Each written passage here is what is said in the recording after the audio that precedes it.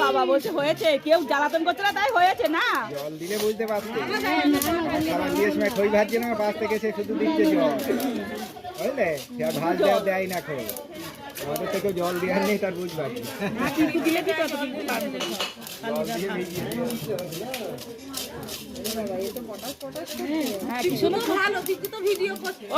ফুটলে ভালো না, ভালো